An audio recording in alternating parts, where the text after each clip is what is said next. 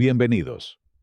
Desde los primeros años del cine mudo, Hollywood se convirtió en la meta soñada para cualquier actor. Sin embargo, para los artistas latinos, el camino nunca fue sencillo, pues siempre tuvieron que enfrentarse al estigma y a los prejuicios que limitaban sus oportunidades. María Félix lo entendía mejor que nadie. A pesar de su imponente presencia y elegancia, sabía que el simple hecho de ser mexicana condicionaría los papeles que le ofrecieran, y que muchos de ellos no estarían a la altura de su dignidad ni de lo que ella deseaba proyectar.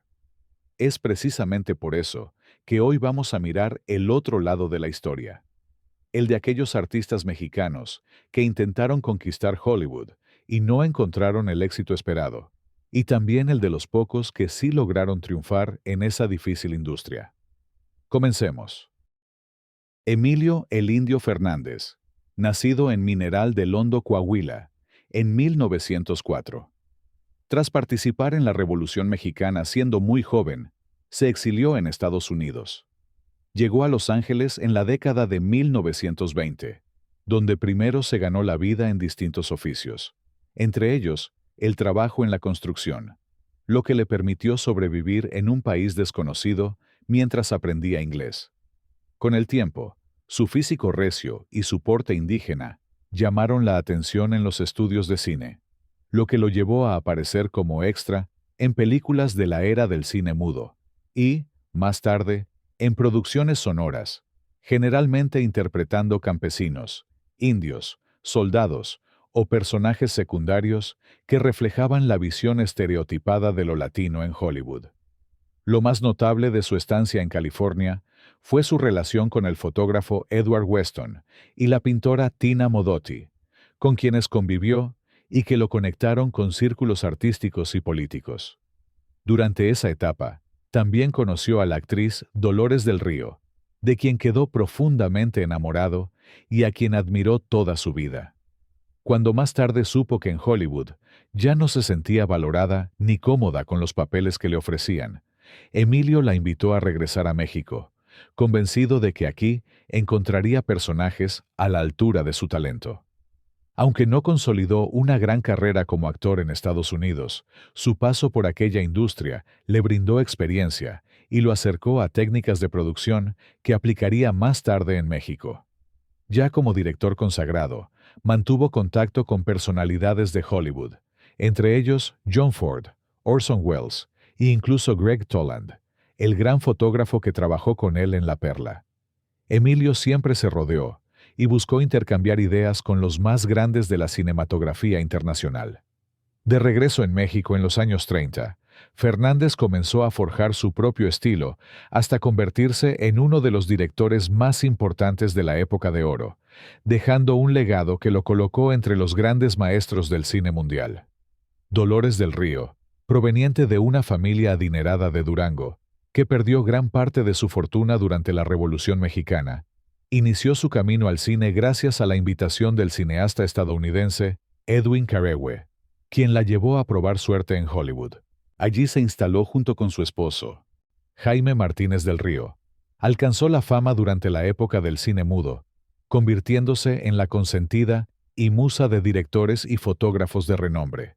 Sin embargo, con la llegada del cine sonoro, su marcado acento dejó de ser bien recibido por los productores, quienes comenzaron a ofrecerle papeles limitados y muy distintos a los que la habían consagrado.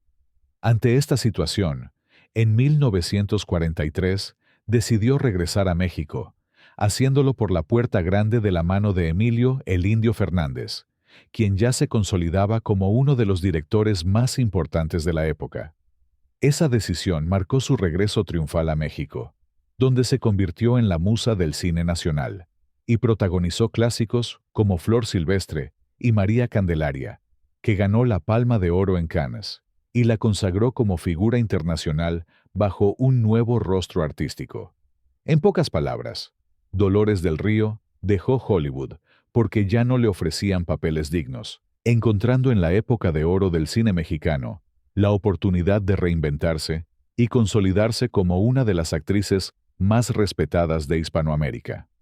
María Guadalupe Villalobos Vélez nació en 1908 en San Luis Potosí, México. Desde muy joven se destacó como bailarina y vedette en el teatro de revista, y su estilo audaz y su energía escénica la convirtieron en una figura prometedora del espectáculo nacional. A los 13 años, fue enviada a estudiar a Texas, donde aprendió inglés y danza. En 1927, emigró a Hollywood y comenzó una carrera en el cine con roles en películas mudas. Rápidamente se consolidó como una de las primeras estrellas latinas exitosas en la meca del cine. Con la llegada del cine sonoro, Vélez triunfó en comedias explosivas, donde su carácter temperamental se combinaba con su acento marcado para crear un sello inconfundible. Fue apodada The Mexican Spitfire o la Mexicana Explosiva, y protagonizó entre los años 30 y 40 una serie de películas populares bajo ese personaje, que la convirtió en una figura emblemática de Hollywood. Fuera de la pantalla, su vida personal fue intensa y muy mediática. Sus romances con figuras famosas de Hollywood es otra historia. Su temperamento explosivo, duelos escénicos y rivalidades públicas la convirtieron en un personaje que capturaba la atención de la prensa rosa tanto como sus filmes. A diferencia de Dolores del Río, Lupe aceptó papeles, como el de la sirvienta o la mexicana que apenas hablaba inglés. Para finales de su carrera, actuó en Broadway y regresó ocasionalmente a México. Lamentablemente, su vida terminó de manera trágica. El 14 de diciembre de 1944, a los 36 años, en Los Ángeles, California. Arturo de Córdoba nació en Mérida, Yucatán, en 1908. Pasó gran parte de su infancia en Mérida, pero su familia decidió llevarlo a Estados Unidos, donde vivió hasta los 12 años. Al concluir sus estudios en Suiza, regresó a Argentina en 1928, donde comenzó a trabajar como corresponsal. En 1932, intentó emigrar a Estados Unidos, pero durante el viaje, hizo escala en Mérida, donde se enamoró de Ena Arana Domínguez, con quien se casó en 1933, y tuvo 4 hijos. En 1935, inició su carrera como actor en la época de oro del cine mexicano. Durante la década de 1940, vivió una etapa importante en Hollywood, donde fue contratado por la Paramount Picture. Allí, participó en varias producciones estadounidenses y, aunque logró papeles destacados, su carrera estuvo marcada por los estereotipos de la época que limitaban a los actores latinos, encasillándolos muchas veces en roles de carácter étnico o secundarios. Aún así, su talento y su elegancia lo hicieron sobresalir, permitiéndole dejar una huella también en la meca del cine. Decidió regresar a México, con sus papeles del indiscutible galán. Falleció a los 65 años de edad en 1973. Guadalupe Natalia Tovar, conocida como Lupita Tovar, nació en 1910 en Matías Romero, Oaxaca. Fue la mayor de los 9 hijos de Egidio Tovar y de la irlandesa mexicana, Mary Sullivan. En 1918, su familia se trasladó a la Ciudad de México.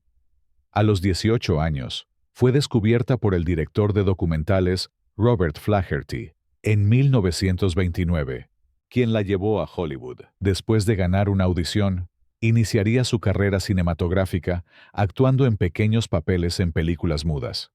Viajó junto con su abuela a Los Ángeles, con todos los gastos pagados por la empresa Fox, y participó en The Veiled Woman, cinta muda de M.J. Wing. Ahí fue preparada para convertirse en la gran actriz que llegó a ser, aprendiendo actuación y rápidamente el idioma inglés. Paul Conner, un productor de origen checo, amigo del jefe de Universal Pictures, recibió el encargo de producir la versión hispana de la cinta La Voluntad del Muerto. Revisando las fotografías de jóvenes latinas recién llegadas a Hollywood, quedando fascinado con Lupita Tovar, quien recomendó su contratación inmediata. Ambos contraerían matrimonio más adelante. Gracias a su versatilidad y al apoyo de su marido, pudo trabajar tanto en Hollywood como en México. En 1932 filmó Santa, considerada la primera cinta sonora en México, En la década de 1940, decidió dedicarse por completo a su familia tras el nacimiento de sus hijos. Su larga vida terminó en 2016 en Los Ángeles, California, a los 106 años de edad. Durante los años 50 y 60, se consolidó como una presencia consistente en los westerns clásicos. Participó en Arrowhead, 1953, Broken Lance, 1954, por la que fue nominada al Oscar, convirtiéndose en la primera latina en lograrlo. Trapeze, 1956, One-Eyed Jacks, 1960, e incluso Stay Away, Joe junto a Elvis Presley, en 1968. Katie fue reconocida no solo por su belleza, sino por sus personajes complejos y alejados de los clichés. Interpretaba mujeres con carácter e identidad propia, lo que ayudó a abrir el camino para otras actrices latinas en Hollywood. Además, fue homenajeada con una estrella en el Paseo de la Fama. Ganó el Globo de Oro en 1952. Miguel Inclán se asomó al circuito hollywoodense a fines de los años 40, cuando John Ford lo convocó para The Fugitive en 1947, junto a Dolores del Río, Pedro Armendáriz y Emilio Fernández en la producción. La cinta fue rodada en México. Al año siguiente, el mismo Ford lo llamó nuevamente para Fort Apache, donde interpretó a Cochise junto a Henry Fonda y John Wayne. Ya en la década de los 50, encarnó a Jerónimo en Indian Uprising en 1952, un western de Columbia que lo volvió a situar como líder apache en pantalla. Posteriormente participó en superproducciones de estudio como Seven Cities of Gold, de 20th Century Fox, donde figuró sin acreditar como Shrichak y Bandido. En 1956, rodada en México con Robert Mitchum, en la que apareció como Priest. En conjunto, su etapa hollywoodense entre 1947 y 1956 lo mostró como un actor de carácter solicitado para roles indígenas o de frontera en grandes westerns y aventuras históricas, al mismo tiempo que en México seguía consolidando su leyenda como villano emblemático y secundario de lujo. Pedro Gregorio Armendáriz Hastings, mejor conocido como Pedro Armendáriz, nació en 1912 en la Ciudad de México, hijo de padre mexicano y madre estadounidense. Al morir su madre, él y su hermano se fueron a vivir a Laredo, Texas con sus tíos. Ahí estudió la carrera de Ingeniería Aeronáutica. Esa formación bilingüe y bicultural le permitió moverse con facilidad entre ambos países. En 1935 debutó en la pantalla grande, iniciando una carrera que lo convertiría en uno de los grandes actores de la época de oro del cine mexicano. Su talento pronto llamó la atención de Hollywood, donde comenzó a aparecer a finales de los años 40. En 1947 participó en The Fugitive, dirigida por John Ford y protagonizada por John Wayne e Ingrid Bergman. Así participó en un total de 23 películas extranjeras. Además de filmar en Estados Unidos, también lo hizo en Francia, Italia y Reino Unido. Su trayectoria se mantuvo firme y exitosa hasta su último proyecto, From Russia with Love, en 1963, cuando fue diagnosticado con cáncer, falleciendo a los 51 años de edad. Carlos López Moctezuma nació en la Ciudad de México el 19 de noviembre de 1909 y con el tiempo se convirtió en uno de los actores más representativos del cine mexicano, célebre por su porte imponente, su voz grave y su capacidad para encarnar villanos memorables. A lo largo de la época de oro, trabajó en más de 200 películas, consolidándose como un antagonista temido y respetado en la pantalla grande. Su talento también lo llevó a tener un breve paso por Hollywood, donde participó en producciones estadounidenses filmadas en México y en Estados Unidos. El caso más recordado fue su actuación en The Treasure of the Sierra Madre de 1948, dirigida por John Huston y protagonizada por Humphrey Bogart, en la que interpretó a un jefe federal mexicano. Al igual que muchos actores latinos de su época, en la meca del cine fue encasillado en papeles estereotipados de militares, oficiales o figuras de autoridad, sin darle oportunidad de mostrar la amplitud de su capacidad dramática. Sin embargo, en México, construyó una carrera sólida que lo mantuvo siempre cerca de las grandes estrellas y lo confirmó como un actor versátil, capaz de desenvolverse tanto en el melodrama como en el western o el cine de autor. Falleció en 1980, dejando tras de sí un legado de personajes inolvidables y la imagen de un actor de carácter cuya fuerza trascendió incluso más allá de las fronteras. Mario Moreno Cantinflas vivió en Hollywood un triunfo que pocos actores latinos de su tiempo alcanzaron. Después de haberse consolidado como el comediante más querido de México y de gran parte de América Latina, en 1956 dio el salto a la meca del cine con la superproducción La Vuelta al Mundo en 80 días, basada en la novela de Julio Verne y producida por Michael Todd. El éxito fue rotundo. La película ganó 5 premios Oscar, incluido el de Mejor Película, y a Cantinflas se le otorgó el Globo de Oro como Mejor Actor de Comedia o Musical, lo que lo convirtió en el primer actor mexicano en recibir este galardón. La segunda incursión de Cantinflas en el cine estadounidense con la película Pepe buscó repetir el enorme éxito de su debut, pero no logró conectar con el público. Su estilo de humor, tan ligado a los juegos de palabras y giros propios del español, resultó difícil de traducir para las audiencias norteamericanas, y la cinta terminó siendo un fracaso en taquilla. Aún así, la crítica reconoció su carisma y le valió una nueva nominación al Globo de Oro por su interpretación. Años más tarde, en 1992, durante una entrevista en Estados Unidos, Mario Moreno admitió que la barrera del idioma había sido el mayor obstáculo para consolidar su carrera en Hollywood. Tras esa experiencia, decidió volver a México, donde fundó su propia productora, y continuó trabajando en proyectos que mantuvieron vivo su estilo único. Ramón Novarro, nacido como José Ramón Gil Samaniego en Durango en 1899, fue uno de los primeros grandes triunfadores mexicanos en Hollywood. Llegó a Estados Unidos junto a su familia tras la Revolución Mexicana y comenzó trabajando en oficios modestos mientras buscaba abrirse paso en el cine.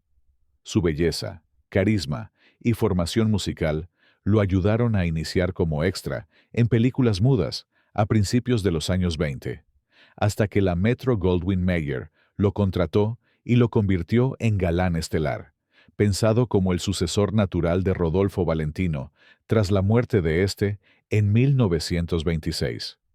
Su consagración llegó con la superproducción Ben-Hur, A Tale of the Christ, de 1925, donde interpretó al protagonista y se convirtió en una de las estrellas más taquilleras de la época.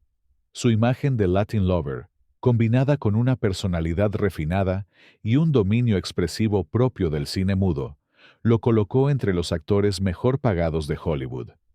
Durante la transición al cine sonoro, logró mantenerse vigente gracias a que dominaba el inglés y poseía una dicción clara, aunque poco a poco fue encasillado en roles exóticos o secundarios, víctimas de los prejuicios raciales de la industria. Su vida privada estuvo marcada por la discreción y el peso de las convenciones sociales de su tiempo, pero su legado artístico quedó intacto. Fue uno de los primeros mexicanos que demostró que en Hollywood un latino podía llegar a la cima. Ramón Novarro murió trágicamente en 1968. Rodolfo Pérez Acosta fue un actor mexicano nacido en 1900 en Chihuahua, cuyo nombre está estrechamente ligado tanto al cine mexicano como a su incursión en producciones de Hollywood. Tras iniciar su carrera en los años 30 en México, su presencia fuerte y su porte serio lo llevaron a interpretar, principalmente, papeles de villano o de autoridad. En la meca del cine se le conoció como Rodolfo Acosta, y fue uno de los pocos actores mexicanos que consiguió trabajar con regularidad en Hollywood durante las décadas de 1940 y 1950. Su primera gran oportunidad llegó cuando el director John Huston lo incluyó en The Treasure of the Sierra Madre, en 1948, rodada en México y protagonizada por Humphrey Bogart. Allí encarnó a un bandido, papel que lo marcaría para el resto de su carrera en Estados Unidos, ya que los productores lo encasillaron en personajes de mexicano rudo, forajido o pistolero. Después de ese éxito, Acosta se estableció en Hollywood y apareció en numerosas películas del género western y de aventuras, casi siempre en papeles de bandido o antagonista. A pesar de esa limitación, Rodolfo Pérez Acosta logró ser un actor reconocido en Hollywood, algo poco común para un mexicano de su tiempo, y su rostro llegó a ser familiar para millones de espectadores estadounidenses. Alternó estas producciones con participaciones en el cine mexicano, donde también consolidó su carrera como actor de reparto. Murió en 1974 en Studio City, California. José Chávez Trowe, conocido simplemente como José Chávez, fue un actor mexicano nacido en Durango en 1909 y fallecido en 1974. Su figura se convirtió en un rostro recurrente, tanto en el cine nacional como en el internacional, especialmente en producciones de Hollywood y Europa, que se filmaban en México durante las décadas de 1950 y 1960. De imponente presencia, mirada intensa y facciones duras, José Chávez se especializó en papeles de villano, bandido o pistolero, lo que lo convirtió en un secundario indispensable del cine de acción y del western. En Hollywood, fue llamado a participar en cintas de gran impacto, como The Magnificent Seven en 1960, donde interpretó a uno de los bandidos de la banda de Calvera, personaje de Eli Wallach. Ese mismo año, apareció también en The Magnificent Seven Ride, y en varias películas que aprovecharon su presencia para encarnar al típico forajido mexicano que buscaban los directores estadounidenses. Andrea Palma, cuyo nombre real era Guadalupe Bracho Pérez Gavilán, nació en Durango en 1903, en una familia de artistas e intelectuales. Era prima del pintor Diego Rivera y hermana del director de cine Julio Bracho. Su interés por las artes la llevó primero al teatro y a la moda. En los años 20 se trasladó a Estados Unidos, donde trabajó como modista y modelo de sombreros en Los Ángeles. Fue precisamente en California donde tuvo sus primeros contactos con la industria de Hollywood, pues gracias a su belleza y elegancia llegó a participar como extra en algunas producciones estadounidenses de la época del cine mudo, una experiencia breve pero significativa que la introdujo al mundo cinematográfico. Al regresar a México, Andrea se unió al movimiento teatral, donde perfeccionó su formación como actriz y consolidó un estilo marcado por la fuerza dramática y la profundidad de sus personajes. Su gran oportunidad en el cine llegó en 1934 con La Mujer del Puerto, dirigida por Arcady Beutler. La película, considerada una de las obras fundacionales del cine sonoro mexicano, la convirtió en un ícono al darle vida a Rosario, una mujer trágica y atormentada que la consagró como la primera gran diva del cine mexicano. A partir de ese momento, se le identificó como la primera dama del cine nacional, abriendo camino para actrices posteriores como Dolores del Río y María Félix. Andrea Palma murió en la Ciudad de México el 6 de octubre de 1987, dejando un legado imborrable como pionera del cine sonoro mexicano y figura imprescindible de su época. Gracias por acompañarme hasta el final. Cuéntame en los comentarios qué te pareció y si consideras que faltó mencionar a algún otro actor para una posible segunda parte. Nos vemos muy pronto con más historias.